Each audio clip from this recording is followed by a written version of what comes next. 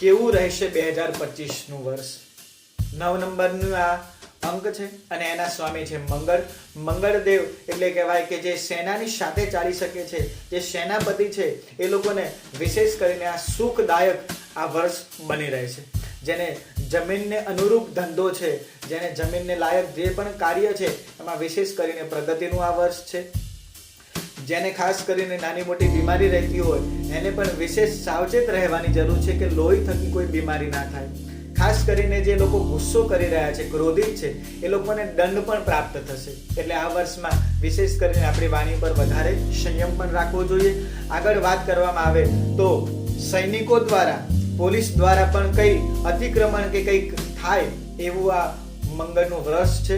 વિશેષ કરીને સાહસિક વૃત્તિ જે નિયમિત કસરત કરે છે, યોગા કરે છે, નિયમિત વોકિંગ કરે છે, એની માટે આ શ્રેષ્ઠ અને શ્રેષ્ઠ વર્ષ રહે એવી આ શુભકામનાઓ મંગળનું વર્ષ આપણને બતાવે છે.